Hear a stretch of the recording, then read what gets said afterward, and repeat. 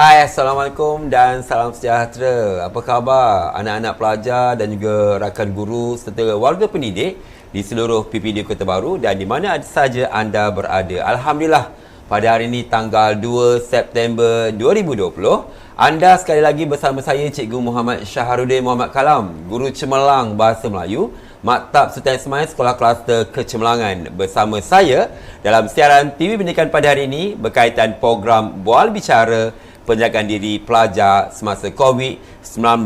Dan program ini adalah usaha antara Unit Hal Ehwal Murid, Sektor Pembangunan Murid PPD Kota Baru dengan kerjasama Kementerian Kesihatan Malaysia iaitu Pejabat Kesihatan Kota Baru. Dan seperti biasa, di mana kami bersiaran Doktor kita bersiaran hari ini iaitu di studio USTP PPD Kota Baru dengan tagline-nya PPD Kota Baru mesti nombor 1. Terima kasih kepada kru di belakang tabir kerana telah berusaha keras untuk memastikan siaran program Bual Bicara hari ini dapat diikutdarakan. Jadi tuan-tuan dan puan-puan, penonton anak-anak pelajar yang dikasihi sekalian, maka Bual Bicara pada hari ini Abah Din bersama tetamu istimewa kita tak lain tak bukan iaitu Dr. Farah Najiha. Apa khabar Doktor? Alhamdulillah. Cikgu macam mana? Alhamdulillah, saya pun sihat. Inilah dia Dr. Farah Najiha, merupakan penyaras unit remaja Pejabat Kesihatan Daerah Kota Baru. Jadi hari ini Doktor, kita ini program Bual Bicara kita ini adalah sedikit sebanyak untuk memberikan pendedahan tentang perkara yang menjadi isu yang menjadi perhatian seluruh dunia iaitu berkaitan dengan COVID-19. Jadi sebelum kita meneruskan bicara hadirin sekalian, orang kata tak kenal maka tak cinta. Jadi untuk itu saya persilakan, saya panggil Dr. Farah untuk memperkenalkan empunya diri kepada sidang penonton di luar sana. Ayuh kita dengarkan. Bismillahirrahmanirrahim. Assalamualaikum warahmatullahi wabarakatuh. Terima kasih kepada Cikgu Din. Sama-sama. Selamat pagi buat tuan-tuan dan perempuan, adik-adik pelajar, cikgu-cikgu yang saya hormati dan dikasihi sekalian. Jadi pertama-tamanya saya ingin ucapkan setinggi ucapan terima kasih buat Pejabat Pendidikan Daerah Kota Baru, Unit Hal Ehwal Murid, Sektor Pembangunan Murid, dan juga Unit Sumber Teknologi Pendidikan PPD Kota Baru di atas kesudian untuk menjemput saya pada pagi ini untuk bersama dengan adik-adik sekalian. Kita duduk bersama-sama, kita ingin kongsikan, kita ingin bincangkan berkenaan dengan penjagaan diri pelajar semasa COVID-19 ni lah, wabak ni. Jadi sedikit latar belakang diri saya. Okey. Nama diberi saya Dr. Farah Najiha binti Tajuruddin. Saya merupakan pegawai perubatan yang menjaga Klinik Kesihatan UTC Kelantan di sebelah KB Mall. Mesti adik-adik tahu kan KB Mall di mana kan? Tempat utama. Ya betul, tempat yang adik-adik mesti suka nak pergi kan. Jadi di sebelahnya ada Klinik Kesihatan UTC Kelantan dan saya juga adalah penyelaras unit remaja Pejabat Kesihatan Daerah Kota Baru, yang mana mungkin ada di antara adik-adik yang tahu di semua klinik kesihatan kita ada perkhidmatan kesihatan mesra remaja. Jadi di Kota Baru ni dia punya pusat utamanya adalah di Klinik Kesihatan UTC Kelantan. Yang nanti saya akan kongsikan sedikit sebanyak nantilah. Okey. Okey, baiklah. Jadi kita dah kenal dah Dr. Farah Najiha. Jadi kalau anak-anak pelajar kat sana, kalau orang kata pergi berjalan bersama keluarga ke, dengan rakan-rakan ke, kalau rasa nak pergi tengok, nak tahu apa perkhidmatan yang terdapat di Pejabat Kesihatan kan tentang remaja ya. Remaja. Jadi sangat sesuai sebab kita tak semestinya tunggu ada masalah baru kita pergi, betul tak Doktor? Betul. Kita boleh dapat informasi, kita boleh tahu apa yang diberikan, perkhidmatan yang diberikan di situ. Betul. Okey, baiklah Doktor. Berbalik kepada isu kita iaitu berkaitan dengan penjagaan kesihatan berkaitan dengan COVID-19 sebab orang semua takut. Mak bapak ni kan bila nak bagi anak-anak hantar anak pergi sekolah tu ada rasa sangsi. Semua rasa takut, khawatir kan. Rasa macam boleh ke, tak boleh ke, okey ke, tak okey ke. Jadi boleh tak Doktor berikan intro sikitlah COVID-19. Bagaimana benda tu ataupun apakah sebenarnya COVID-19? Okey, jadi kalau adik-adik tengok COVID-19 ni sebenarnya merupakan virus daripada kumpulan coronavirus lah, yang mana dia boleh menyebabkan jangkitan saluran pernafasan yang serius, dan ia telah merebak sebenarnya ke banyak negara.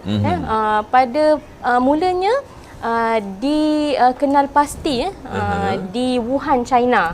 Yang tu pada Disember 2019 Okey.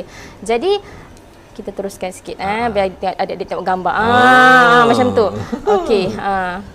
So kalau adik-adik tengok di sini corona tu sebenarnya dalam bahasa Latin kan, dia bermaksud crown, mahkota. Kalau tengok gambar corona tu dia ada macam cabang-cabang kan. Jadi yang cabang-cabang tu nampak macam crown. So kalau kita kata corona of the sun kan, matahari punya corona tu sebenarnya dia macam lingkaran macam tu kan. Seluruh badan dia ada cabang-cabang. Itu kita panggil corona. Daripada keluarga corona. Dan salah satunya adik-beradik dia ni adalah COVID-19. Anak beranak dia lah ni. Anak beranak dia sebenarnya. Okey.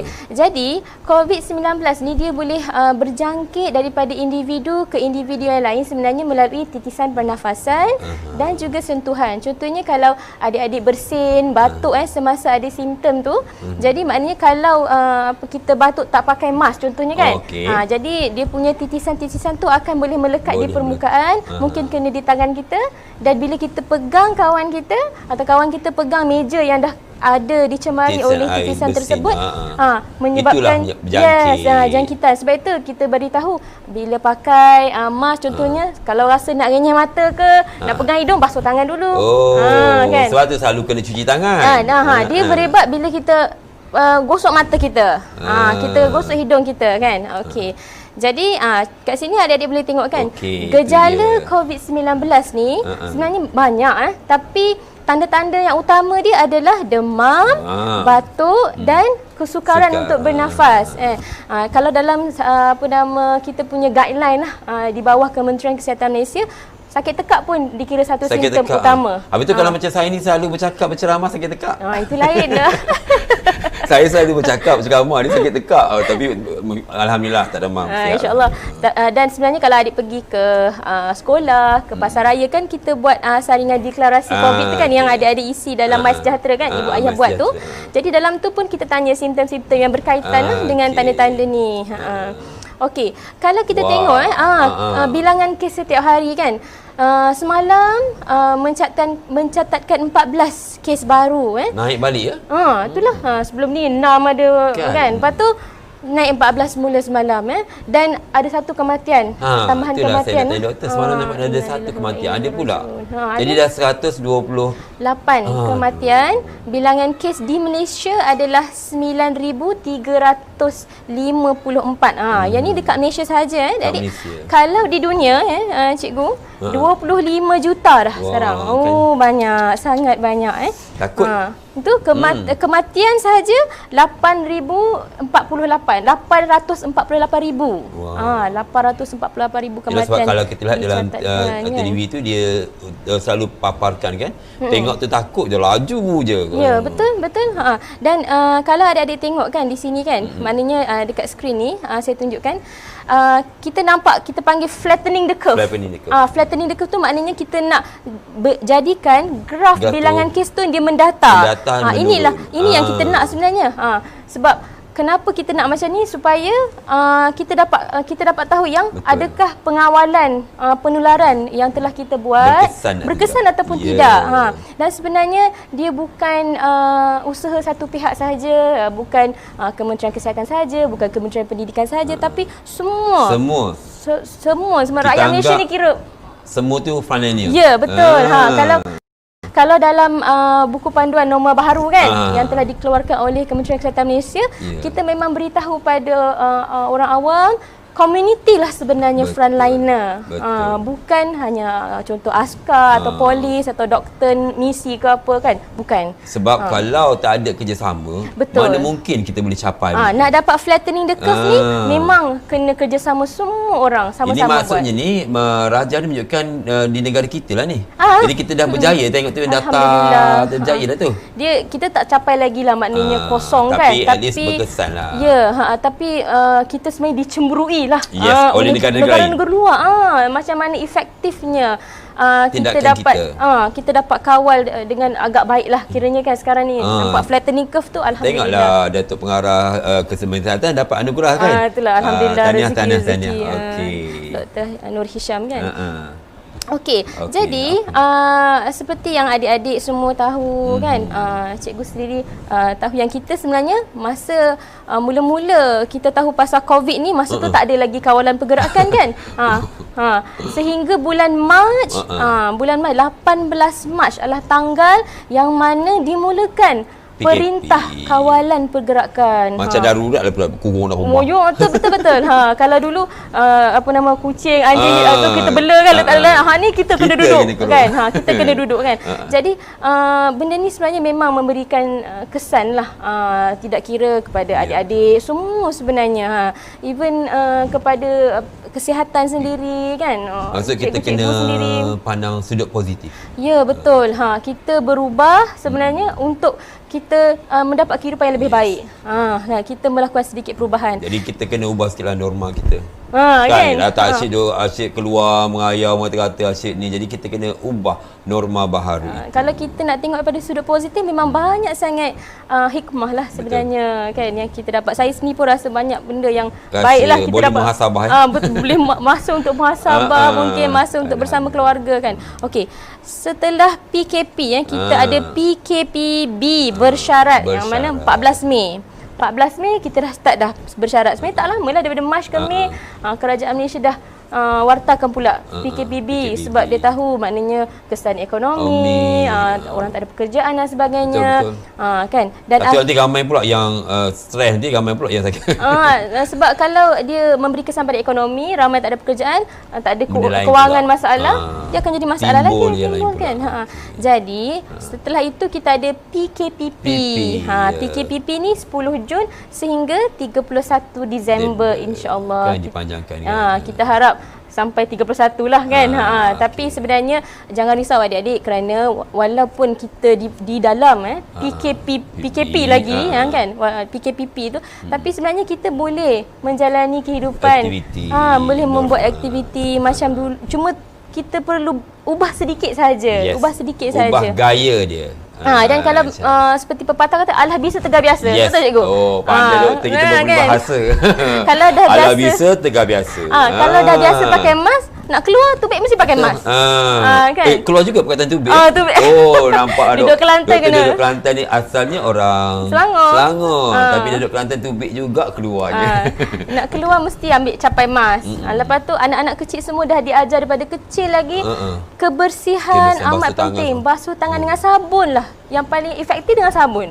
Tak ada hand sanitizer tak apa. Yelah. Sabun pun ada okey. Suka tengok sebab saya tengok bila buka sesi persekolahan, anak-anak di tadika pun asyik duk basuh tangan kan. Dan mereka belajar step tu. Step yang betul. Step tu, kan? Kita pun di kesihatan pun kadang-kadang kita lupa step kan. Tapi adik-adik untuk macam anak saya lebih ingat lagi.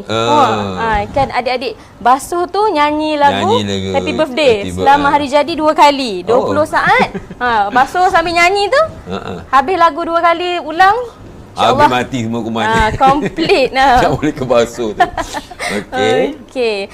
So seperti yang Perdana Menteri kita Perdana Menteri kita telah sampaikan kepada kita banyak sangat amanat nasihat kan, dan salah satunya ada dalam buku panduan norma baharu yang ni. Ibu ayah, cikgu-cikgu, adik-adik boleh Google saja garis panduan norma baharu.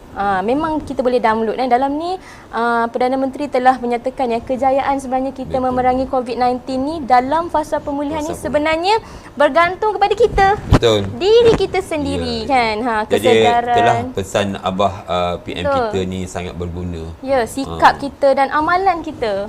Kan. Okey. So yang ni garis panduan yang telah saya beritahu tadi. Yang biru ni garis panduan norma baharu dalam komuniti. Yang ni bawah masyarakat lah. Yang telah dikeluarkan oleh Kementerian Kesihatan Malaysia. Dan satu lagi sebenarnya Kementerian Pendidikan Malaysia juga telah mengeluarkan garis panduan khas untuk pengurusan pembukaan sekolah semula. Jadi kalau kita tengok sini, setiap satu perkara tu telah diperincikan. Kalau kita selak buku norma baharu ni kan, daripada di rumah macam mana, di komuniti macam mana, kemudian dekat kedai makan, nak naik bas kan. Jadi memang sangat kira satu-satulah diterangkan Detail. kan. Detail sangat kan. Okey, alhamdulillah. So dalam dua-dua buku panduan ni sebenarnya dan sarana-sarana daripada kerajaan, kita dapat lihat bahawa sebenarnya frontliner tu bukan satu-satu pihak sahaja. Seperti yang kita dah beritahu tadi. Adik-adik semua, kita semua rakyat Malaysia adalah komuniti sebagai frontliner. Dan kalau ikutkan di bawah Public Health Malaysia kan, Kesatuan Kesihatan Awam kan, kita mungkin akan perlu hidup dengan COVID-19 ni, norma baru ni, mungkin sampai 2 tahun. Sebab kita pun tak tahu. Kita pun tak tahu bila vaksin betul-betul boleh keluar yang mungkin efektif untuk kita kan. Jadi dalam masa kita masih lagi tahu ada kes ni, kita menjaga diri kita, menjaga keluarga kita kan, supaya semua orang selamat. Betul lah. Okey. Sajalah okay, berkenaan jadi dengan ni. Ini bila doktor dah terang tadi tentang bagaimana senario COVID-19, bagaimana peranan komuniti ataupun mungkin adik-adik di luar sana, kita boleh selit juga unsur bahasa Melayu, iaitu komuniti ni maksudnya masyarakat. Jadi kalau adik-adik luar sana kalau nak buat tulisan karangan, bila adik-adik tulis menggunakan frasa komuniti, menunjukkan adik-adik di luar sana menggunakan aras tinggi, kosakata aras tinggi. Penting doktor. Dalam buat karangan, macam saya guru cemerlang bahasa Melayu, apabila pelajar nak buat karangan, kita selit sikit akademik di sini, apabila pelajar menggunakan kosakata aras tinggi, maka karangan tu lebih matang dan cemerlang. Jadi doktor sebut komuniti. Mungkin ada anak-anak pelajar di luar sana, dia mungkin tak faham konsep komuniti. Jadi konsep komuniti ni maksudnya masyarakat. Jadi kita lihat bagaimana doktor beritahu bahawasanya masyarakat ataupun komuniti inilah merupakan frontliner, barisan hadapan yang penting. Bukannya individu atau kelompok tertentu, semua kita kan? Termasuklah yang terutamanya Kementerian Kesihatan, polis, askar, semua sekali lah. Okey. Jadi kalau begitu kita doktor dah terang tadi tentang garis panduan yang perlu ada. Jadi bagaimana tindakan seterusnya kita sebagai komuniti ini nak memastikan ataupun nak mengawal COVID itu betul-betul dapat ditangani bersama, peranan kita dan sebagainya. Silakan doktor. Jadi saya mendengar banyak keluhan ataupun kerisauan ibu bapa. Ada yang tanya kan, masa kita jumpa pesakit tu tanya, doktor okey ke nak hantar anak pergi sekolah ni kan? Selamat ke hantar anak kat rumah dah puas dah. Ngamuk. Anak kat rumah dah ngamuk, mak pun tak tahu nak buat apa dah. Dan adik-adik pun mungkin ada rasa risau, okey ke sebab masih belum lagi maknanya kosong kan kes kan. Masih ada lagi kes sehingga gini. Jadi kalau kita tengok tadi saya ada tunjukkan garis panduan pengurusan pembukaan sekolah semula kan. Okey, dalam garis panduan ni sebenarnya memang telah diperincikan dengan sangat kita kata detail satu-satu kan. Macam mana nak buka sekolah balik semasa COVID. Macam mana nak menjadikan sekolah itu satu tempat yang selamat. Jadi salah satu perkara yang adik-adik dan ibu ayah perlu tahu adalah sebenarnya sekolah adalah tempat yang selamat. Selamat. Dengar tuan adik. Sekolah adalah tempat yang selamat. Tapi dengan syarat. Betul? Apa dia syaratnya doktor? Okey. Jadi kalau kita tengok dalam gambar ni, sebenarnya dia adalah tanggungjawab bersama. Ya, betul. Bukan maknanya cikgu sahaja susah payah buat persediaan kan. Tapi adik-adik perlu ikut peraturan. Adik-adik perlu beritahu ibu bapa apa yang sekolah sarankan kan. Jadi ibu bapa juga perlu cakna apa langkah-langkah keselamatan yang perlu ibu bapa tekankan kepada anak-anak, yang perlu ibu bapa pantau anak-anak sebelum mereka pergi ke sekolah contohnya kan. Okey, bila doktor sebut tadi tentang peranan tanggungjawab murid-murid tu untuk menjayakan usaha kita ni, betul doktor kata apabila kata susah payah guru, memang sebelum sekolah dibuka kami warga guru ni telah betul-betul lumus untuk menyediakan apakah SOP yang ditetapkan oleh Majlis Keselamatan Negara. Contohnya kami kena buat tagging lambang-lambang tanda-tanda untuk pelajar ke kantin, untuk pelajar pergi ke tandas, kemudian untuk membeli di koperasi. Jadi semua ni telah dilaksanakan oleh warga sekolah, guru, pekerja. Jadi kita dah penat buat.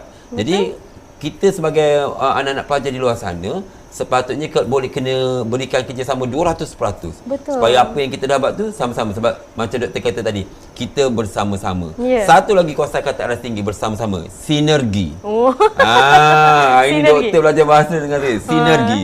Apa yang penting? Sinergi, kerjasama. Ya.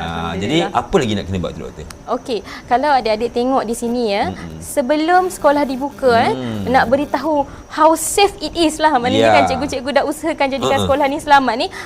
Cikgu dah ada orientasi. Cikgu dah buat simulasi. Cikgu Betul. sendiri berlaku sebagai pelajar. Nak tengok berapa jarak nak pergi ke sini, berapa lama masa kan. Macam mana mereka nak cuci tangan dengan berkesan kan dan efektif dan sebagainya. Kemudiannya kalau kita tengok gambar tu cikgu ukur lagi Kan? satu-satu kan sebab nak bagi penjarakan meja ke meja tu kan. Cikgu lah segalanya. Betul-betul. Ibu saya pun seorang cikgu juga dulu. Ini ada gambar. Okey, kalau kita tengok yang ni maksudnya jalan nak masuk ke sekolah kan. Jalan nak masuk ke sekolah daripada pintu pagar tu telah diletakkan Lambang, panduan lah anak panah kan, semua. anak panah semua kan yang jelas Ya, yang pelajar-pelajar perlu ikut laluan tu dan mereka beratur ikut kan supaya tidak maknanya berlaku melanggar dekatlah dia kawasan. dekat-dekat Ya, sama lain betul. kan kita nak elakkan kita nak penjarakan fizikal tu. Dan satu peristiwa yang kita nak biar anak-anak pelajar dan warga pendidik tahu, kita agak berkongsi kesedihan lah. Ya. Dalam persiapan untuk memastikan sebelum sesi sekolah dibuka, satu peristiwa sedih yang dihadapi oleh warga pendidik apabila ada guru yang meninggal dunia. Ya, terjatuh. Terjatuh daripada bangunan sekolah ketika menyiapkan kemudahan kepada pelajar di Jeli tak silap saya. Ya. Jadi kita lihat bagaimana usaha guru, usaha mulia cikgu kan, tapi dah orang kata Tuhan sayang lagi pada dia. Jadi sebab itulah anak-anak penonton di luar sana tolong ikut apa yang dilaksanakan oleh pihak sekolah untuk selamatkan kita, jaga kita. Betul doktor? Sebenarnya peraturan yang telah dibuat ni untuk keselamatan adik-adik. Bukan betul. bermakna ingin kita rumitkan Bukan keadaan. sesuatu, Bukan tak ada siapa yang inginkan. Maknanya betul-betul kita kena ikut line pula kan. Semua orang kalau boleh nak berkawan-kawan, nak berlari-lari kan di sekolah, nak bermain dengan kawan-kawan. Tapi sebenarnya kita perlu utamakan apa yang penting waktu ini pada ketika ini adalah supaya kita selamat. Betul. Daripada dijangkiti. Jadi sebenarnya bukan tak boleh berkomunikasi dengan kawan, cuma perlu ikut garis panduan, perlu ikut peraturan. InsyaAllah kita doa sama-sama tak lama lah. InsyaAllah kita doa kan. Okey, jadi kalau tengok ni kan, maknanya nak masuk ke kelas pun ada maksudnya garisan yang telah cikgu siapkan. Pandu arah dia. Yang telah cikgu siapkan ya. Lepas tu ada kalau tengok tulis masuk in, out pun ada kan. Betul lah. Nak ke tandas pun ada laluan semua kan. semua. Ibu bapa boleh tengok kan. Okey, dan saya tengok memang saya kagum lah. Maknanya bila pergi sekolah-sekolah kan, lawat sekolah-sekolah tengok banyak inovasi yang cikgu-cikgu buat. Kreatif habis. Contohnya macam tempat basuh tangan tu kan. Kalau kita fikir nak sediakan berapa banyak tempat basuh tangan Betul kan. lah. Berapa banyak kos kan yang akan dibelanjakan, tapi maknanya banyak inovasi baru yang telah cikgu buat. Contohnya macam tempat basuh tangan tu ada siap tempat buka paip kan. Lepas tu bawah tu ada dia punya lubang keluar lagi, itu baldi dan juga tong air kan. Jadi kreatif lah kebanyakan sekolah memang saya kata bersedia sangat bersedia lah kiranya kan untuk menerima pelajar. Okay. Jadi tambah sedikit lagi kalau adik-adik tengok dalam gambar ni kan, maknanya bila masuk ke sekolah kan akan dijalankan pemeriksaan suhu badan murid di pintu masuk sekolah. Jadi kalau adik-adik suhu yang kita periksa tu lebih daripada 37.5. Kalau katakanlah pertama kali 37.5, cikgu akan ulang sebanyak sekali atau dua kali. Biasanya cikgu akan ulang 2 kali lagi tengok. Dan kalau masih di atas 37.5, itu paras demam lah tu kan. Jadi adik-adik akan diasingkan dan cikgu akan hubungi ibu ayah ataupun pejabat kesihatan yang terdekat untuk maklumkanlah berkenaan ada pelajar yang tak sihat dan sebagainya dan mungkin perlu dibawa ke klinik untuk buat pemeriksaan lanjut. Tak dibenarkan masuklah bersama dengan pelajar lain kiranya kan. Ya, maksudnya berisiko lah. Berisiko, betul berisiko. Jadi kita tengok sini 3 gejala yang utama iaitu batuk, demam, sakit sakit tekak. So semua sekali sebenarnya. Okey. Jadi perkara yang paling penting adik-adik kena amalkan sebenarnya, yang paling utama ni yang 3 ni, iaitu kerap cuci tangan. Kerap cuci tangan ni sebenarnya yang paling okey, yang paling efektif, air dan sabun. Pun memadai dah. Kalau ada hand sanitizer okey, tapi kena tengoklah kandungannya, sebab sekarang ni banyak hand sanitizer kan dekat luar kan. Macam-macam brand. Dia untuk yang efektif sebenarnya nak bunuh kuman tu adalah 70 hingga 75% kandungan alkohol, concentration alkohol dia. Jadi step-step dia saya yakin di sekolah pun dah ajar kan, saya tak pergi detail Okey. Dan yang kedua, etika batuk dan bersin. Batuk pun ada etika ya. Etika batuk dan bersin. Apalah kita nak bersin. belajar macam mana ni kan. Tapi ini penting. Nanti saya akan tunjukkan video kenapa adik-adik perlu amalkan etika batuk. Bila batuk, kena standby dah kalau rasa tak berapa sihat kan. Di mana-mana pergi pasar raya ke, even kalau dekat rumah. Di rumah sendiri pun ada sapu tangan, ada tisu. Kalau tisu sekali kita bersin dan batuk, kena buang lah. Jangan ulang pakai. Itu batuk lain. Batuk ada makna. Dan kalau tak ada tisu katakanlah, ataupun ni gunakan kita punya lengan. Guna lengan ya? Lengan macam ni. Untuk kita tahan kita punya saya rasa batuk mungkin titisan tu. anak-anak pelajar kita dia tengok cikgunya, so dia orang praktis lah macam mana letak lengan tu. Dekat mana lengan kita ni, kat sudut mana kita letak tu. Macam tu lah kan. Karang batuk-batuk bersihkan keluar dengan hingga kau lekat. Sebab itu sebaiknya ada tisu ataupun inilah sapu tangan dan sebagainya. Okey, yang seterusnya ni lakukan pembersihan pada permukaan yang kerap disentuh. Maknanya meja adik-adik kan, adik-adik lap sendiri, amalkan sendiri tak apa. Kita tak perlu tunggu orang suruh, kita tak perlu tunggu orang buat, kita sendiri lap. Kalau lebih baik adik-adik memang dah standby dalam beg bila pergi sekolah, ada hand sanitizer yang untuk nama adik di mana-mana lah kan. Kalau nak bawa sabun takut pergi mana-mana tak ada singki pula kan.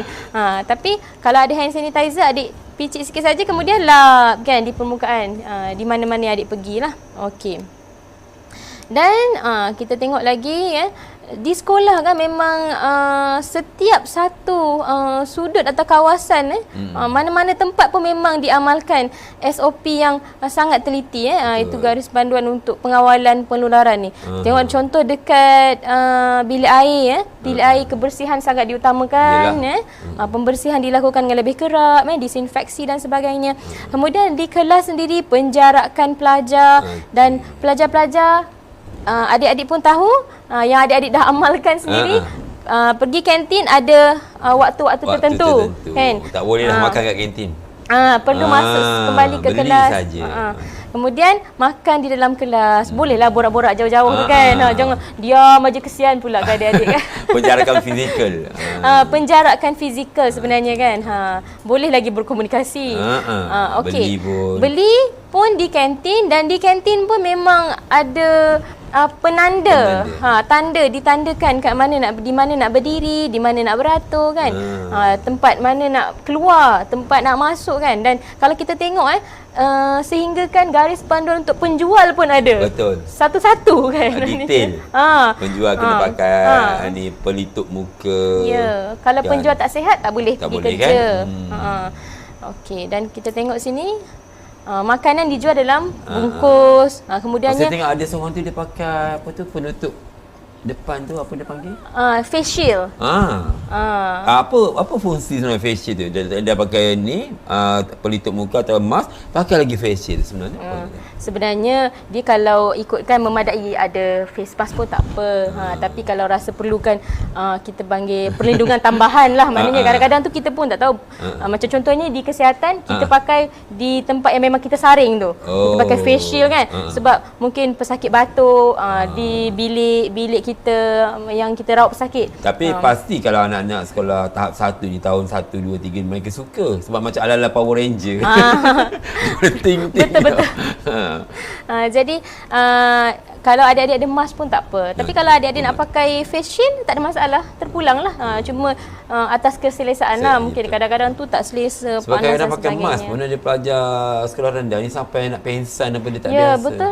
Macam mana tentang yang mask tu pula, tebal nipis ni? Dia ada juga. Okey, betul. Nanti saya akan tunjukkan Lepas ni ada video. Itu tak boleh lah tu. Benda-benda tak boleh. Jadi di sekolah tidak dibenarkan berkumpul yang dekat-dekat kan. Perhimpunan lah tak boleh. Perhimpunan belum lagi kan. Jadi dan sebarang aktiviti sukan yang melibatkan sentuhan tidak dibenarkan kan. Dan kita panggil sembang dekat. Sembang dekat ni kadang-kadang sembang dekat nak tepuk kawan kan. Biasalah. Kan itu kita pun macam tu. Bila doktor cakap ni, satulah yang jadi isu. Kat sekolah okey. Tapi bila waktu balik tu, bila keluar ke pagar sekolah, so kita guru takkan kita nak ikut sampai luar pada sekolah. Bila pagar sekolah tu dekat stesen bas ke, dekat tunggu mak bapak dia ke, dia mulalah main tepuk tampang. Nasihat sikit doktor, nasihat sikit adik-adik yang dengar tu. Dan itulah macam saya kata tadi, maknanya sebenarnya kita jaga kita. Ya. Kita jaga tu, kita. Doktor cakap adik-adik dengar apa doktor kita cakap. jangan tunggu orang suruh. Kita jangan tunggu siapa kata kena buat kan. Kita tahu kita buat sebab kita nak jaga keselamatan diri kita. Dan kita tidak pernah tahu siapa yang boleh dijangkiti. Betul. Dan siapa yang ada membawa virus tu adik-adik. Kerana sebenarnya memang saya beritahu tadi, tanda-tanda dijangkiti ada gejala, batuk, sakit tekak, sesak nafas kan. Tapi ada juga yang tiada gejala. Tidak bergejala. Tidak bergejala. Tetapi dijangkiti. Mungkin tanda-tanda belum keluar lagi. Mungkin juga memang gejalanya sangat ringan. Mungkin batuk sikit-sikit, sakit tekak kita rasa okey. Sebab dia berbeza penerimaan terhadap virus tersebut berbeza antara satu individu ke individu yang lain. Yang ni dekat kantin. Cantik lah warna merah tu. Dengan pekerja pun warna merah, sama colour dah. Tapi corona ada warna tak? Corona sebenarnya kalau ikut dalam kita nampak dia bentuk macam tu je. Dia tak ada colour yang khusus lah sebenarnya. Tak ada warna yang khusus. Okey. Yang ni pekerja-pekerja di sekolah kantin selepas habis sesi rehat kan, mereka akan mencuci balik, disinfeksi dan sebagainya kan, sanitize balik tempat basuh tangan. Sebelum next rehat pun diorang cuci dan bersihkan. Jadi memang insya-Allah selamatlah untuk adik-adik. Ni asrama ni. Dan untuk adik-adik yang duduk di asrama, sebenarnya di asrama juga ada SOP. Kan, garis panduan. Contohnya kalau kita tengok katil tu dia ada macam penghadang dia tu. Yang bawah tu kan. Cantik ini katil warna perempuan ke ni? Warna pink ni. Itulah asrama perempuan ni. Jadi dia ada penghadang tepi tu untuk elakkan daripada kurangkan ni lah kontak lah kan. Bilik cikgu pun sama, bilik guru. Kan cikgu macam mana cikgu? Okey ke tak okey? Kita letak tanda pangkal lah, sebab kadang-kadang dia bilik guru ni bergantung kepada kesesuaian fizikal lah. Sebab macam saya di SIC tu bilik guru kata bangunan lama kan. Jadi cuma kami jarakkan semeter tu memang lebih lah semeter. Jadi mana yang dekat tu kita letak lambang pangkal supaya tidak boleh diduduki kat situ lah. Tapi alhamdulillah setakat ni cikgu semua bekerjasama, alhamdulillah. Kalau memang bergejala, mereka akan diberi rehat dan sebagainya kan. Betul. Jadi maknanya di dalam kompaun kawasan sekolah tu, siapa yang masuk tu kita dah saring pun. Betul. InsyaAllah kita harap tak ada yang terlepas kan. Dan kemudiannya bilik isolasi, yang di bawah ni adalah bilik isolasi di asrama. Bilik kesihatan. Bilik kesihatan. Kita dia orang panggil bilik isolasi. Okey. Yang ni pula saranan kepada ibu bapa. Maksudnya apa yang ibu bapa perlu bertindak. Betul. Apa tu doktor? Salah satunya adalah kena pastikan, ibu bapa perlu pastikan ya, sekiranya anak-anak mempunyai gejala batuk, demam atau sesak nafas dan sebagainya, tidak pergi ke sekolah. Tidak hadir ke sekolah kan. Dan seterusnya adalah sentiasa ingatkan mereka, ajar anak-anak kita tentang langkah cuci tangan yang betul kan. Mungkin kalau ada poster tu kecil tu tampal lah dekat dinding rumah dan sebagainya kan. Sebenarnya kalau kita nak poster tu memang kita boleh download banyak sangat. Google saja, adik-adik boleh Google. tampal di dalam bilik untuk ingat kan. Dan kemudian perlu sentiasa menasihati anak-anak mengamalkan penjarakan fizikal. Di mana saja mereka berada kan. Kenderaan sekolah, bilik yang naik bas pelajaran. tu kan? Ya, betul. Yang naik bas tu kadang risau juga. Moga kadang-kadang mungkin pemandu bas ada pembantu. Betul. Kena yang tidak ada pembantu, anak-anak sendirilah yang kena Betul. disiplin. Kita tak boleh harapkan yang Orang sentiasa lain. ada orang tengok kita. Yeah. Kita jaga diri kita. Okey. Dan semasa tunggu bas di kantin sekolah kan. Okey. Kita tengok lagi.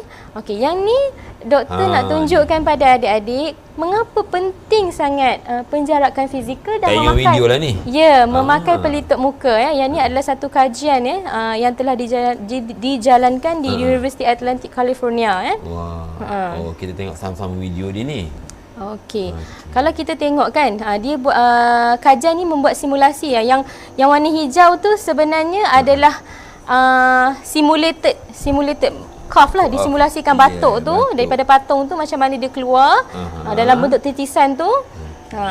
Nampak titisan tu keluar ke depan kan. Dan sebenarnya cikgu, adik-adik kalau kita tak pakai mask dia titisan ni boleh bergerak sejauh 12 kaki.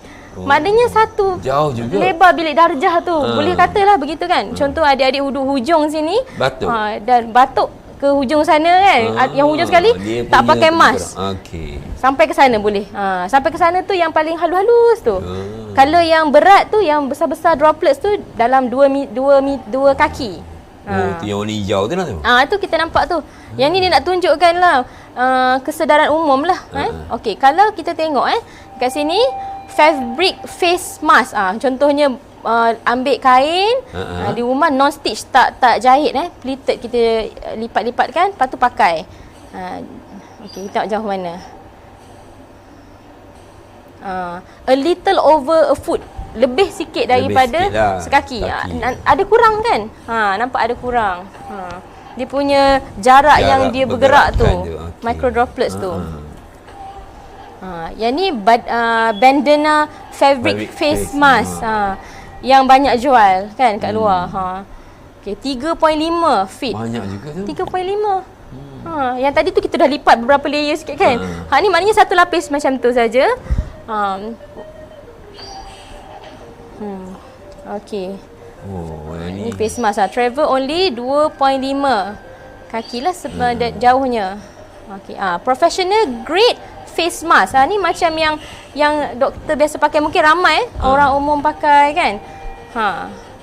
Travel about 8 inches, 8 inci je daripada muka kita. Maknanya tak jauh. Sebab itu penting jarak. Iyalah. Penjarakan jarak penting tu 1 meter kan. Maknanya kalau kita batuk tak sampai kepada orang yang sana. Bila kita pakai face mask kurang lah. Itulah tujuannya. Kita duduk jauh sikit dan kita pakai pelitup kita ni pun jauh dah ni. Ni penjarakan fizikal. Itu dia. Jadi fungsi pelitup muka tu face mask tu sebenarnya sangat penting kita tahu. Betul? Sebab kadang-kadang kita pakai dan tengok ni kadang ada trend pula, trend yang corak-corak warna-warna tu.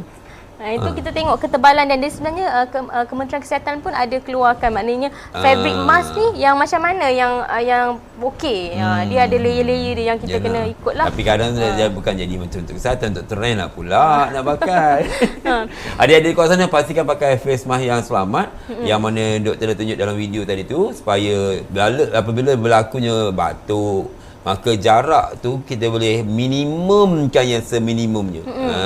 Dan bukan hanya bergejala. Kalau kita tak bergejala pun sebenarnya digalakkan memakai lah. Sebab kalau ada orang lain yang batuk berdekatan dengan kita tapi kita pakai, maka kita insya-Allah dapat mengelakkan diri kita daripada terkena. Yang dalam kereta pun pakai? Itu dalam kereta. Dalam kereta pun pakai tutup. Dalam kereta kalau seorang-seorang tak payah pakai lah kan. Okey. Jadi apa ni? Okey. Nah, ini dalam komuniti jadi kalau dalam komuniti sebenarnya saya yakin ramai adik-adik yang ada handphone. Yes. Betul. Mana-mana kena scan. Sebab kalau sekolah pun sekarang banyak kerja sekolah kan, kena perbincangan dalam WhatsApp kan. Jadi jangan ketinggalan maknanya untuk mendownload apps My Sejahtera. My Sejahtera. Sebab apa adik-adik? dia sangat mudah.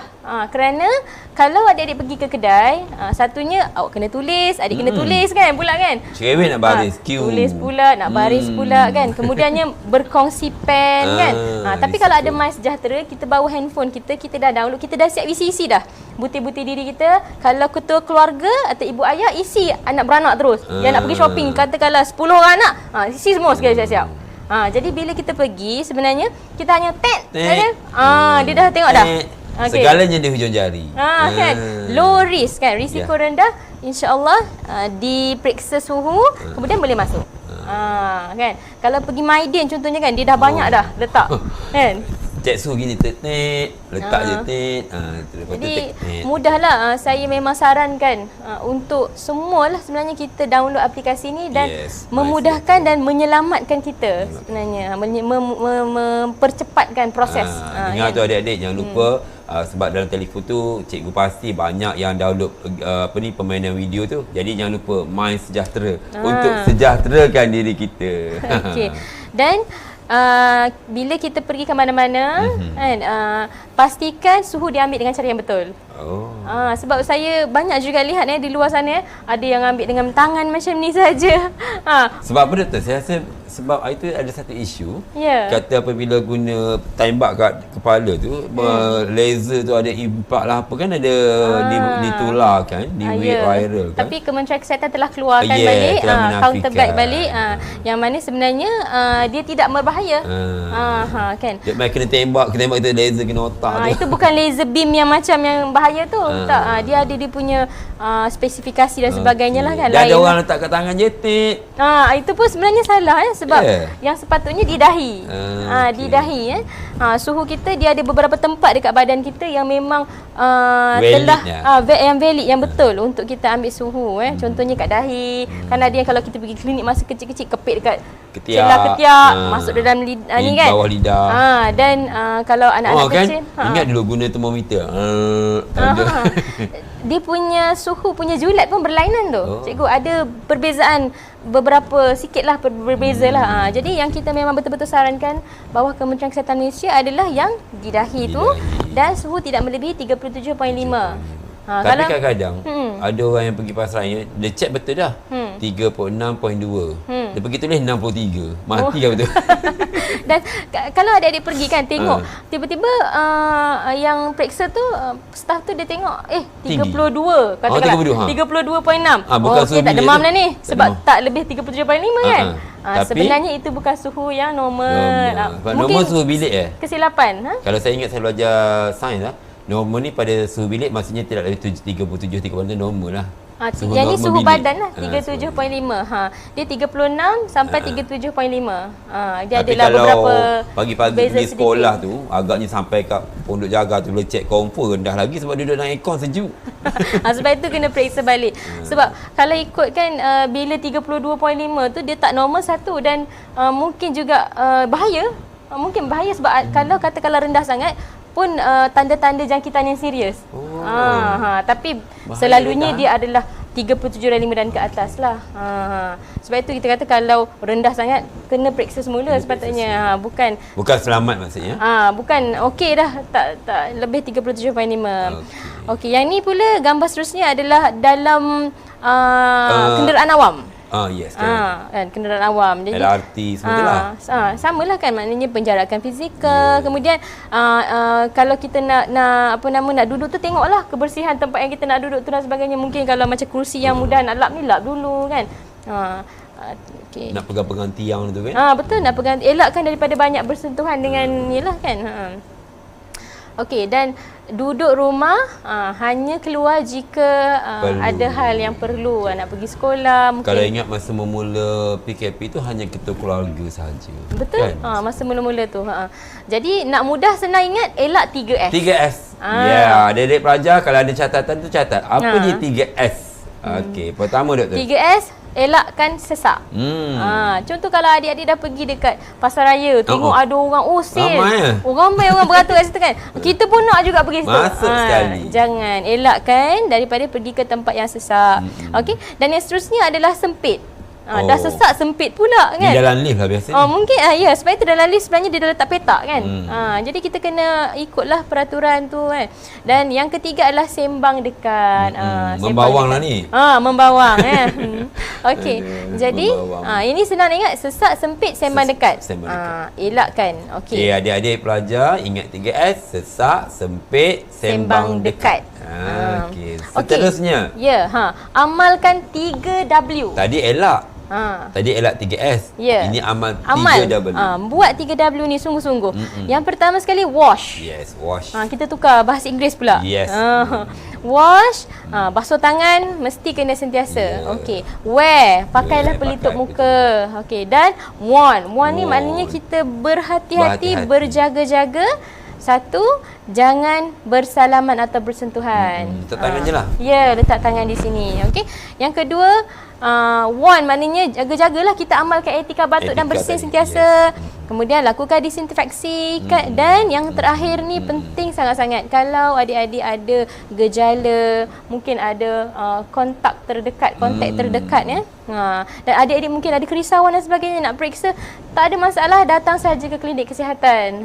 Tapi kan doktor, kadang-kadang kan saya lihat kan bila paparan kita buat pemeriksaan tu macam rasa seram. Lepas tu nak cucuk hidung mata kan, nak ambil, bila tengok tu macam kena orang yang takut nak pergi klinik hospital ni bila tengok tu. Sebab tu kadang ada yang tak pergi buat pemeriksaan, lari ke lain dan sebagainya. Apa komen doktor pandangan perasaan komuniti yang bila tengok pemeriksaan kesihatan buat tu macam takutlah. Macam mana apa nasihat doktor? Okey, sebenarnya sebelum kita jalankan pemeriksaan tu, kita dah berikan, maknanya dah terangkan pada pesakit langkah-langkah yang kita akan buat dan kira macam supaya dia tahulah okey apa yang kita akan buat kepada dia kan. Jadi maknanya dia bersedia, itu pun sebenarnya satu persediaan lah kepada dia kan. Okey. Dan yang keduanya, kita kena sentiasa ingat yang memang prosedur tu nampak macam kita jolok macam tu, macam menakutkan kan, tapi sangat sekejap.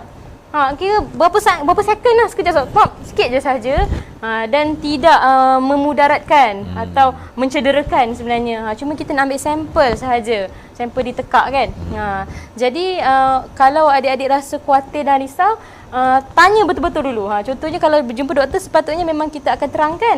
Tapi kata kalau adik risau dan perlukan penerangan lebih lanjut, tanya. Mintakan penerangan lebih lanjut, macam mana nak buat, macam mana doktor akan buat dan sebagainya. Sebenarnya kalau kita ada info kan, kita mungkin lebih bersedia. Dengan kata lain, jangan takutlah. Adik-adik luar sana, jangan takut. Sebenarnya sekejap je doktor kawal, sekejap je nak ambil. Dan sebenarnya kalau kita fikirlah, maknanya satu benda yang mungkin sekejap saja kita risau dan takut tu, dibuat pun sekejap, sakit pun mungkin dah tak selesa lah, sebenarnya bukan sakit kan. Berbanding dengan kalau adik-adik tak pergi dan rupa-rupanya memang ada COVID, seluruh ahli keluarga boleh mendapat jangkitan. Dan kalau kita tengok kluster-kluster yang sebelum ni kan, maknanya sehinggakan kedai ditutup, sehinggakan kedai makan pun tak boleh berfungsi, sekolah pun ditutup. Impaknya sangat besar hanya kerana individu-individu tertentu yang mungkin dia fikir dia takut kan. Kita faham, maknanya masyarakat awam dia pun fikir takutnya kan. Macam mana tak boleh kerja, nanti kalau orang tahu saya kena masuk pusat kuarantin. Tapi percayalah, di pusat kuarantin pun kita telah tambah baik banyak perkara untuk memberi keselesaan kepada orang awam. Macam-macam lah yang kita dah cuba buat. Okey. Ini mesti orang rasa tertekan. Masalah-masalah yang timbul disebabkan COVID ni, maka banyaklah menimbulkan unsur ataupun kesan negatif berbanding positif. Tapi sebenarnya betul lah, kita setiap apa musibah berlaku tu, kita kena fikir hikmah di sebaliknya. Betul. Kalau kita lihat yang pertama lah, saya nak beritahu kesan positif ni, nak beritahu juga sebab kadang-kadang apa yang kita bincang pada hari ini amat penting dalam penulisan, apatah lagi kalau calon-calon SPM yang nak menjawab soalan peperiksaan. Jadi tema berkaitan dengan amalan gaya hidup sihat ni sangat penting. Boleh jadi dia tajuk boleh karangan. Ya.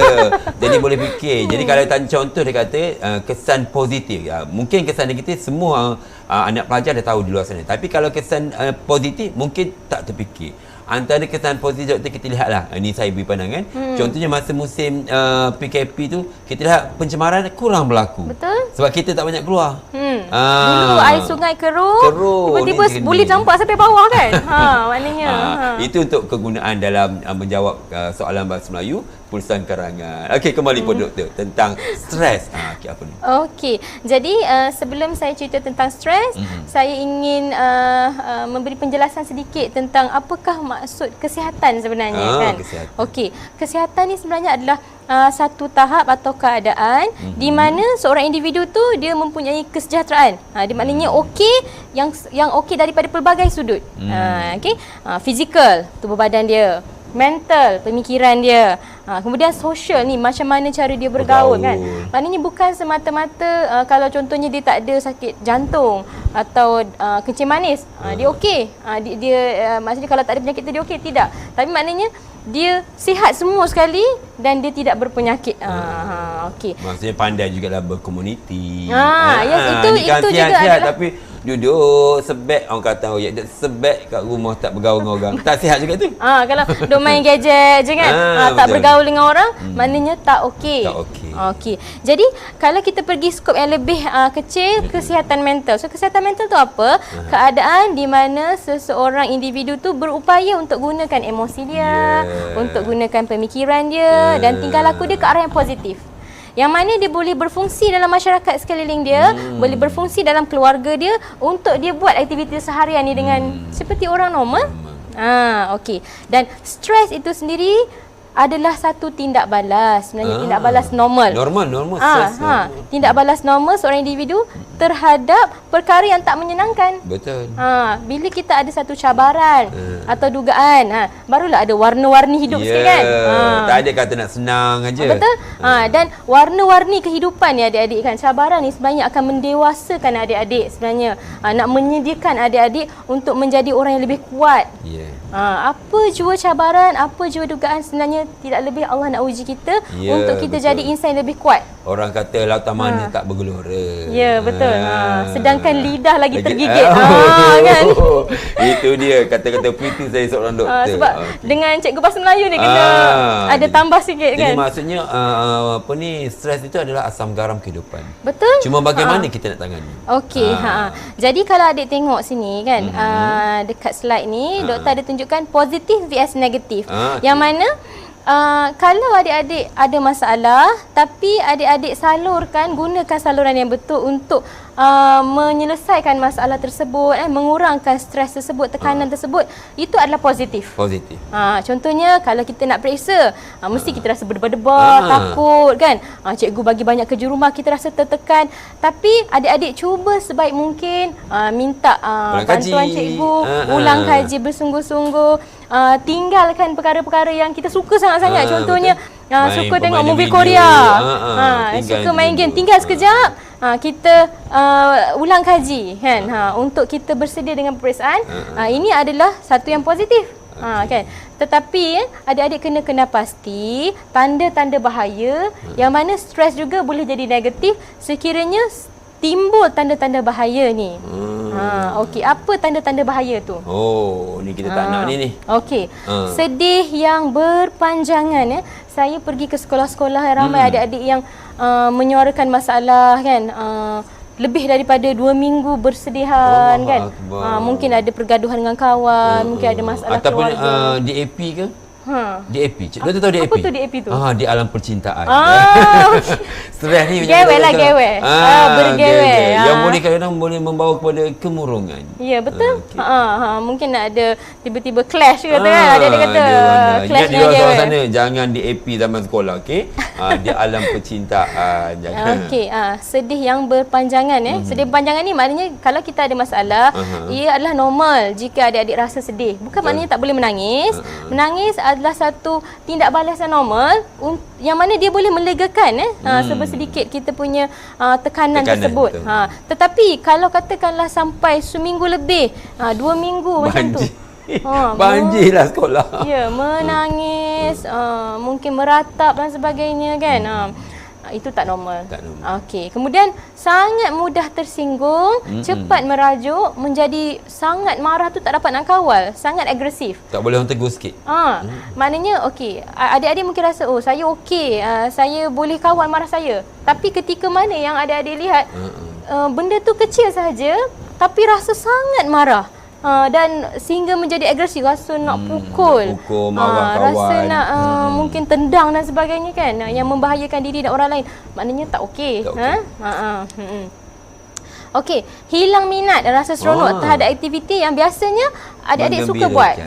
Biasanya adik-adik suka main bola contohnya kan. Petang-petang pergi main futsal. Petang-petang pergi main futsal, jumpa kawan-kawan. Tapi tiba-tiba hilang minat tu, memang rasa tak nak pergi, tak nak keluar. Stres kan?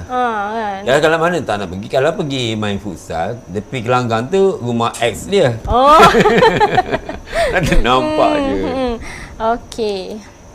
Jadi penat sepanjang masa. Penat macam mana ni kategori ni? Penat itu maknanya dia tidak buat aktiviti. Contohnya kalau adik-adik bersenam, adik-adik mungkin ada aktiviti sukan, dan kita akan penat kan, normal. Tapi hari tu terasa tak buat apa-apa sangat, tapi dah selama seminggu dua tu sentiasa rasa letih. Letih ni mungkin bukan sebab depresi semata-mata, tapi takut ada penyakit lain, so kena buat pemeriksaan dulu. Okey. Dan hilang keyakinan pada diri, sukar untuk beri tumpuan. Ini biasa berlaku dalam kalangan pelajar kita. Maksudnya banyak juga saya jumpa ibu ayah beritahu kan, anak-anak pergi sekolah macam biasa semua kan, tapi lately mungkin dalam sebulan dua dia nampak lain daripada biasa. Cikgu-cikgu mesti boleh nampak kan anak murid kan, perubahan yang, ataupun kadang-kadang bukan sebab kesihatan juga, kadang sebab masalah keluarga ke. Betul. Jadi dalam kelas dia tak boleh beri perhatian, dia mengalami kemurungan. Dan kadang-kadang dia tak tahu nak share dengan siapa. Betul. Okey, susut berat badan akibat kurang selera makan. Mungkin juga naik berat badan mendadak akibat bila stres tu makan terlalu banyak. Ada sama ada susut sangat banyak ataupun naik banyak sangat sebab bila stres makan kan. Saya kuat makan ni tapi alhamdulillah tak naik lagi. Cikgu kuat bersenam juga kan. Saya memang budaya petang je pergi bersenam. Okey, bagus cikgu. Okey, gangguan tidur atau tak puas tidur. Maknanya adik-adik rasa memang tak boleh tidur lah. Kan? Tak boleh tidur langsung. Kita panggil, kalau tak boleh tidur langsung, kita namakan insomnia. Insomnia. Yang tu memang kena minta bantuan ya. Okey. Maksudnya insomnia ni nak tidur tak lelap. Dia cuba untuk tidur tapi tak boleh nak tidur. Maknanya dia lelapkan mata walaupun dia dah kira berapa ekor kambing, mesti tak tidur juga. Cuma yang agak merisaukan lah, saya lihat sekarang banyak adik-adik yang kita lihat di klinik atau kita pergi program dan sebagainya, ada masalah tidur tu disebabkan oleh pola tidur telah bertukar. Pola tidur bertukar saya tu. Faham. Sebab mungkin budak remaja sekarang, anak remaja waktu malam tu dia dah sibuk main game. Jadi dia tidur lewat. Tidur mula-mula kita rasa kita main game tu suka-suka je kan. Tapi lama-lama kita terikat dengan movie Korea ataupun game tersebut sehingga kita tak boleh nak kawal dah. Dan badan kita, kalau kita dah biasa buat macam tu kan, dia menjadi macam satu kebiasaan dah. Badan tu dah tukar pola tu. Jadi kalau adik-adik cuba tidur, contohnya ada hari lain dah biasa buat tidur malam lambat sangat, ada hari lain yang adik cuba untuk tidur tak boleh tidur. Dah bertukar. Yang ni saya rasa sangat penting. Sebab sekarang ni apabila adanya teknologi, permainan video dan sebagainya, rata-rata pelajar dia akan tidur lewat. Betul. Kerana dia orang main PUBG dan sebagainya. Jadi anak-anak di luar sana, ingat pesan doktor tu, bila pola tidur tu dah lari, menyebabkan kerana kita di keletihan tidak menentu lah kan. Sebab sepatutnya waktu pagi kita fresh nak belajar. Tapi sebab dah tidur lewat, dah biasa macam tu, cikgu ajar baru setengah jam, dia dah ke laut. Tak tahu ke mana. Dan sebenarnya maknanya dia akan merubah kehidupan adik-adik kerana memang Allah ciptakan hidup kita ni malam tu untuk tidur, siang untuk kita bekerja kan. Kalau kita cuba tukar apa yang Tuhan dah cuba ciptakan untuk kita kan, maknanya kita buat benda yang sebenarnya berlawanan mesti akan jadi masalah. Mesti akan jadi masalah. Bukan hanya tak boleh fokus kat sekolah, tapi segala benda. Siang kalau kita tak boleh keluar, kita tak bergaul dengan kawan-kawan sangat kan. Kita banyak duduk dalam bilik saja, dan benda ini boleh membawa kepada kemurungan, negatif, stres yang teruk. Okey. Dan ini salah satu daripada tanda-tanda masalah resah yang teruk, anxiety kita panggil kan. Was-was, sukar bertenang. Anxiety disorder. Was-was atau sukar bertenang. Was-was ni contoh macam ada kes yang mana ambil air semaya tapi ulang banyak kali, ulang ataupun mandi. Sehingga basah kan. Yang ni maknanya tak normal lah adik-adik. Sila dapatkan bantuan ya. Dan sukar bertenang. Keadaan tersebut sebenarnya mungkin sepatutnya tak memberikan kerisauan yang tinggi. Contohnya macam menunggu di traffic light. Sepatutnya kita rasa biasa kan. Kita tunggu kan? Kita tunggu lampu merah, lampu hijau. Tapi kalau ada individu yang mengalami anxiety, salah satu mungkin tandanya adalah nak tunggu lampu tu pun dia dah berdebar-debar, dah berpeluh-peluh. Dia jadi sesak nafas macam tu dia. juga. Tapi bukan apa, sebab kadang-kadang kita rush nak pergi program kan. Yang tu maknanya ada stressor lain kan, alasan lain kan. Ni dia pun tak tahu. Kalau dia tengok tempat yang penuh orang, dia dah jadi dah sesak nafas kan. Itu anxiety Okey. Yang ni bahaya ni. Yang ni ramai adik-adik kata kalau nampak benda-benda ni takut kena saka ke, kena ada rasuk dan sebagainya kan. Tapi sebenarnya kalau dalam kesihatan sekiranya adik ternampak benda yang orang lain tak nampak, ataupun adik mendengar bisikan-bisikan memang kita boleh dengar suara, maknanya bagi tahu Ahmad pergi pukul kawan tu, Ahmad lompat daripada tingkat atas tu, kau boleh buat contohnya kan. Kita dengar tapi kita tak nampak orang itu dan tak ada orang itu dan orang lain tak dengar. Maksudnya benda tu halusinasi. Salah satu lagi adalah kita rasa benda bergerak-gerak kan, macam ada semut tactile hallucination kita panggil bergerak dekat pada seluruh badan kita. Maknanya yang tu pun kena minta bantuan. Mungkin bukan halusinasi, mungkin ada masalah lain, tapi dia adalah salah satu tanda-tanda halusinasi lah. Dan satu lagi adalah delusi. Apa beza delusi dengan halusinasi? Delusi ni contohnya kita ada pemikiran yang apa saja yang berlaku di sekitar kita ni dia menghala kepada kita secara negatif. Contoh macam cikgu tengah cakap atau saya tengah cakap dekat TV pendidikan hari ni, mungkin ada remaja yang dia rasa ni nak salahkan saya lah ni. Ini mesti tengah bercakap pasal saya lah ni. Dia persepsi ke arah negatif. Dia tengah tengok TV, dia rasa seolah-olah pembaca berita tu kait ke diri dia yang mana dia lah penyalah penyebab dan menyebabkan dia marah. Benda yang emosi penting ni dan anak pelajar sana, delusi. Maksudnya apabila kita tengok apa-apa tu, kita ingat ada macam kaitan dengan kita pula.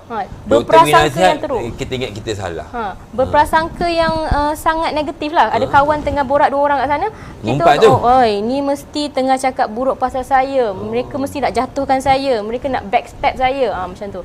Delusi. Kalau benda ni sangat, kadang-kadang kita mungkin boleh terfikir kan. Tapi sekiranya benda ni sangat berlarutan, maknanya adik-adik kena fikir, normal ke tak saya ni? Kenapa saya asyik fikir benda-benda macam ni kan? Dia kalau macam prasangka tu biasa lah. Kadang-kadang kita, yelah contoh kita bergaduh dengan kawan kan. Kita ada prasangka. Ada juga sikit-sikit kan, tu biasa kan. Tapi delusi ni maknanya dia berlebihan, melampau-lampau. Sehingga mungkin adik rasa nak bunuh kawan tu. Orang tengok kita pun kita fikir lain dah. Ya betul. Okey. Dan yang penting sekali ni memang ramailah. Ramai sangat. Saya buat saringan dan sebagainya kan. Tengok adik-adik yang tanda kerap memikirkan untuk tidak mahu meneruskan hidup. Dah frustrated. Dia boleh jadi sama ada suicidal ideation. Ada idea sahaja untuk bunuh diri. Ataupun suicidal attempt. Cuba untuk bunuh. Dia lain. Idea belum buat, tapi dah ada idea. Okey, tingkat berapa? Pokok ni kalau ada tali, contoh gitulah. Dia dah ada idea tapi dia tak buat lagi. Salah satu lagi adalah attempt. Attempt ni dia dah cubalah. Cuba kelar, cuba buat benda yang membahayakan. Remaja selalu macam tu, kelar tangan. Kenapa dia tujuan dia kelar tangan ni? Kadang-kadang saya ada tanyalah kan pada adik-adik ni, trend dia kata, tengok kawan-kawan yang subuh toreh-toreh tu ataupun cabaran, challenge kan. Kan ada banyak challenge sekarang ni kan. Tak ada benda lain kau nak kelar, kau kelar tangan sendiri. Jadi adik-adik apa pun yang adik nak buat, maknanya kalau kita nak ikut cabaran tu pun kan, kita kena tengok. Kalau dia tak bahayakan kita, dia memberi manfaat, itu lain lah, boleh buat lah. Tapi kalau sampai boleh kita berdarah lah, lepas tu suka terjun daripada tingkat atas, memang itu dia sepatutnya dia tak buat lah. Kena ikut cabaran macam yang pelajar kita dekat Sabah nak periksa cabaran panjat pokok. Akhirnya memang dapat ni kan. Tempat satu internet betul. dunia kenal dia. Ya, Itu baru cabaran betul kan? Itu maknanya stres tapi disalurkan kepada positif. Betul. Ini kelatangan. Baik-baik pergi kat Teluk Mak, pergi kelaikan. Lagi bagus. Dan sebenarnya walaupun kita rasa macam masalah tu besar ataupun macam doomsday lah, kita dah teruk sangat lah ni kan. These too shall pass. Apa saja yang adik-adik lalui, insya-Allah akan berakhir. Dan Tuhan nak uji. Ya, yang paling penting dapatkan bantuan. Apa yang adik-adik perlu buat okey. Saya berikan langkah-langkah untuk mengurus emosi adik-adik. 3B. Ya, 3B yang adik-adik memang kena ingat. Cuma sebelum tu saya cerita sikit, kenal pasti emosi tersebut. Maknanya bila adik-adik rasa sedih kan, kita kenal pasti saya ni macam sedih kan. Kenapa saya sedih kan? Pasal kawan ni. Okey, apa yang mencetuskan dia? Apa penyebab dia? Kita kena tahu sebab kita nak selesaikan masalah tu. Kan? Kalau rasa banyak sangat masalah dalam kepala, mungkin perlu senaraikan, tulis kan supaya kita nampak kan. Macam nak gila barang lah pula. Sebab waktu sekolah dulu saya rasa saya pun buat macam tu juga. Kalau saya rasa terlalu banyak macam kita manage cabaran dia. Manage cabaran tu. Kan? Kita manage masa, kita mungkin tak cukup masa. Apa benda yang kita patut buat? Itu sebenarnya salah satu langkah untuk kita urus kan. Betul tak cikgu tak? Betul. Dan bila kita tulis sebenarnya dia akan kita punya otak akan lebih terarah untuk melaksanakan perkara tersebut. Sebab kita boleh nampak kan, berbanding yang kita hanya berfikir-fikir. Maknanya kita boleh susun baik-baik apa yang kita patut buat. Dan urus dengan 3B. Okey, 3B ni apa adik-adik? Apa 3B? Ni adik-adik kena tulis dan catat. Tulis adik catat apa dia 3B. Nombor 1, beribadat. Allahumma salli ala Sayyidina Muhammad. Okey. Kenapa penting beribadat adik-adik? Kesihatan diri sebenarnya sangat dipengaruhi oleh kesihatan spiritual. Ya, betul. Spiritual. Dia yang akan menjadi pemangkin untuk macam kalau kita ada kapal, macam sauh dia tu. Kan? Contohnya kalau kita ada kapal tapi kita tak ada sauh. Susah, hanyut. Dia akan hanyut. Okey. Kalau adik tengok maknanya contoh kita tengok laut kan, berombak kan. Cabaran-cabaran taklah seperti ombak.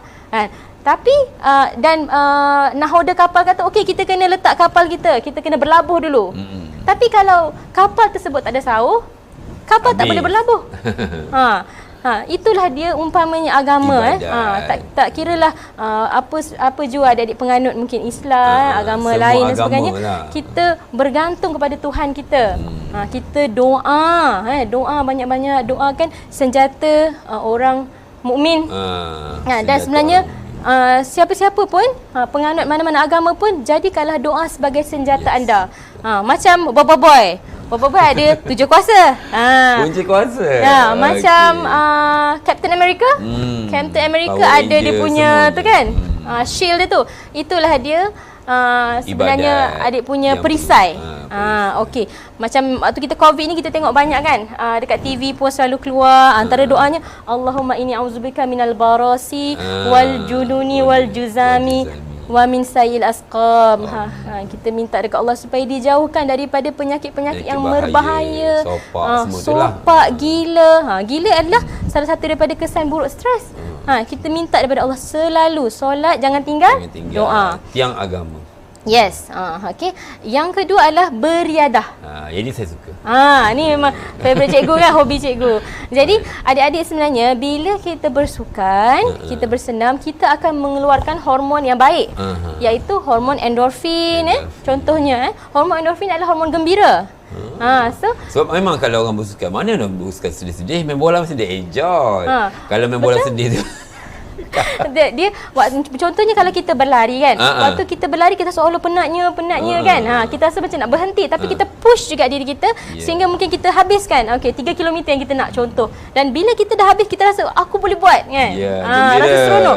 Dia punya adrenaline rush, dia punya endorphin rush tu menyebabkan kita rasa happy. Toksin pun boleh keluar kan? Betul. Peluh tu toksin. Dan pembinaan otot kita nak supaya lemak diganti dengan otot. Macam saya lah.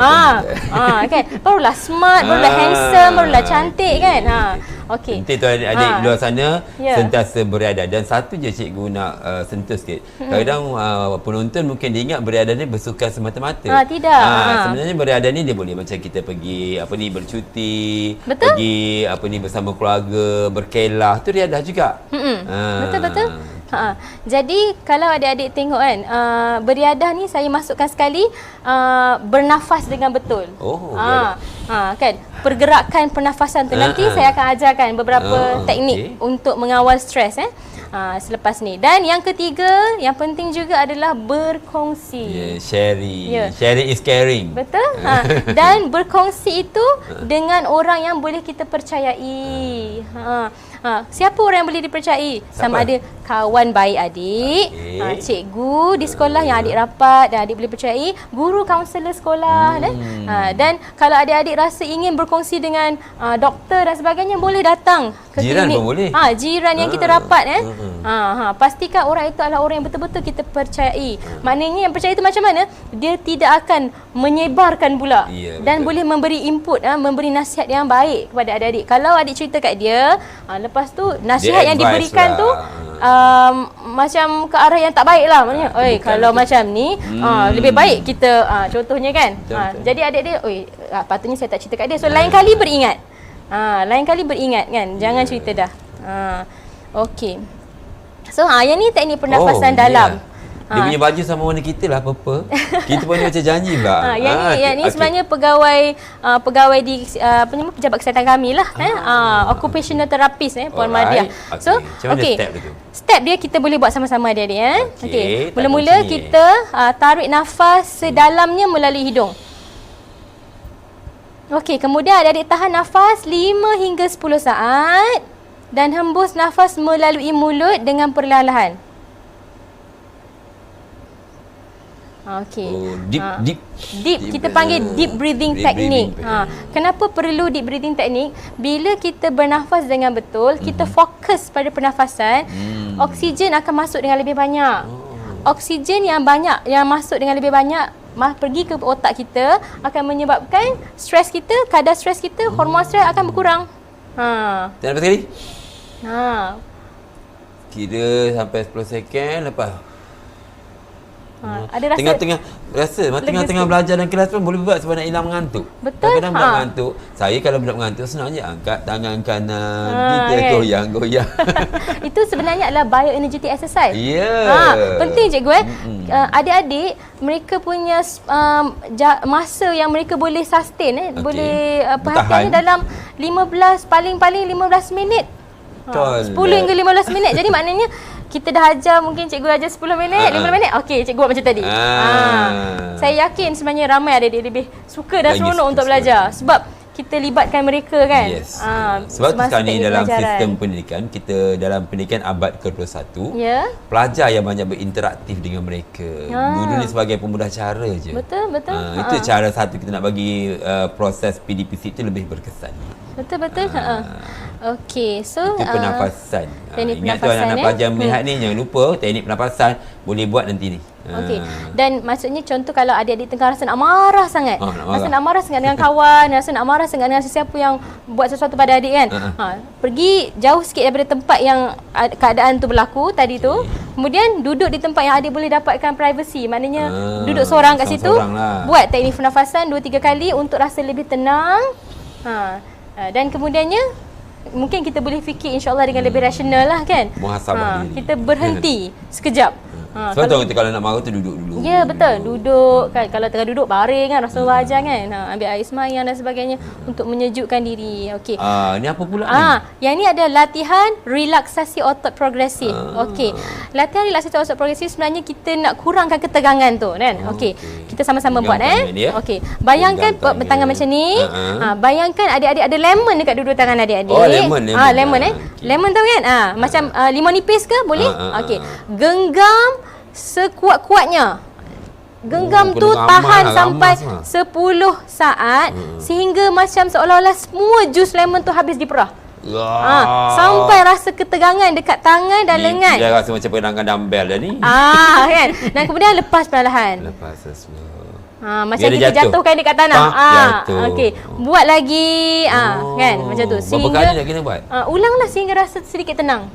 Tak kisah dia punya bilangan tu tak ada masalah. Kalau adik-adik rasa okey sikit, okey. Cuma satulah pesanan adik-adik di luar sana.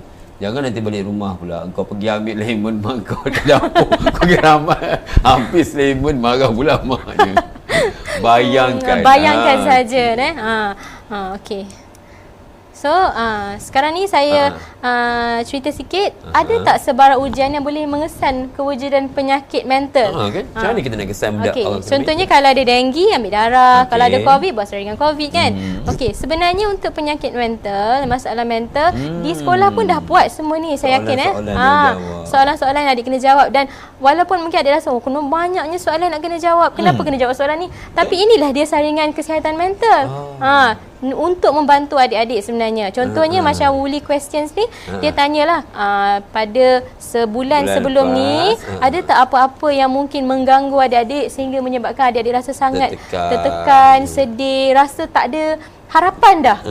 Ada tak macam tu dia tanya. Jadi jawablah dengan jujur kan. Lepas tu satu lagi soalan nombor 2, during the past month, maksudnya bulan yang ni lah, ada tak pernah rasa macam benda yang kita suka buat tu kita dah tak suka buat. Been bothered by little interest or pleasure in doing things. Maknanya dah tak suka langsung lah. Tak seperti dulu lah. Tiba-tiba kan, dia tak suka, mesti ada something tu. Okey, jadi adik jawab dengan jujur. Yang mana soalan ni nanti kita ada lagi saringan lain yang lebih terperinci lah. Maksud dia ada berkaitan lah. Soalan-soalan tu semua ada berkaitan. Tapi tak ada masalah. Kalau memang adik-adik ada masalah tersebut dan adik-adik tak nak isi, yang penting adik-adik berkongsi. Luahkan, beritahu masalah adik. Orang tak tahu nanti. Tapi tujuan kita buat ni sebab kadang-kadang kita nak tengok tahap teruk ke tak teruk, macam mana. Itu pun penting ya. Okey. Di mana bantuan boleh diperoleh? Yang pertamanya, semua klinik kesihatan menawarkan perkhidmatan untuk membantu adik-adik. Datang sahaja. Hospital pun ada, dan agensi swasta ni ada banyaklah. Kalau dekat Kota Baru, contohnya kalau masalah yang berkaitan dengan kewanitaan lah, kan, ada NGO, Reha. Kemudian agensi anti dada pun ada tawarkan kaunseling juga. Yang membantu. LPPKN Lembaga Pembangunan Penduduk kan. Juga ada kaunselor.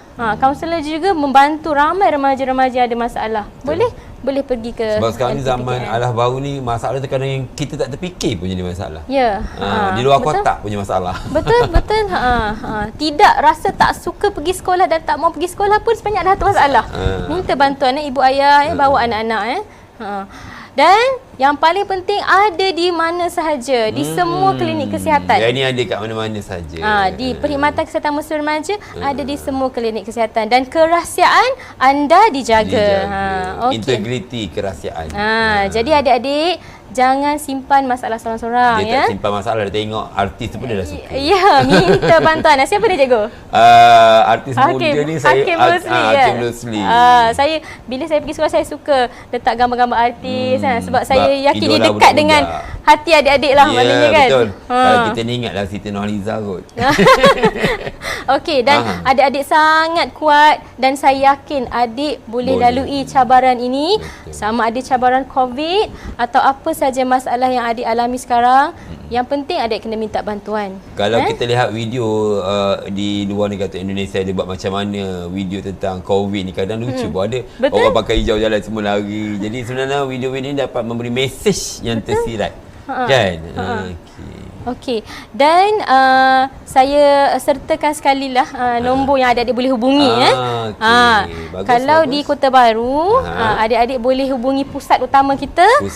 Di Klinik Kesihatan UTC 09 7422 418. Sekali lagi tu 09 7422 7422 418. 418 09 7422 418. Adik telefon atau ibu ayah telefon kalau cikgu ada nak rujuk pun boleh telefon kita. Dan beritahulah saya ingin rujuk, saya ingin datang untuk minta bantuan di bawah klinik remaja. Klinik remaja.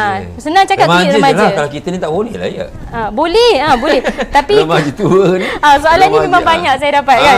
Adakah remaja saja yang boleh minta bantuan? Tidak Sebenarnya dia kadang-kadang yang dah 40 ni pun kadang banyak masalahnya. Betul. Sebab dia tak ada pula klinik orang tua. Sebabnya adik-adik remaja ni kita mereka tak datang klinik kalau tak ada batuk sesama contohnya. Ada batuk sesama pun mungkin tak datang. Kan? Jadi sebenarnya ada banyak risiko-risiko yang berbahaya pada adik-adik yang boleh memberi masalah kepada kesihatan, menjejaskan kesihatan adik-adik. Contohnya kalau mengambil vape.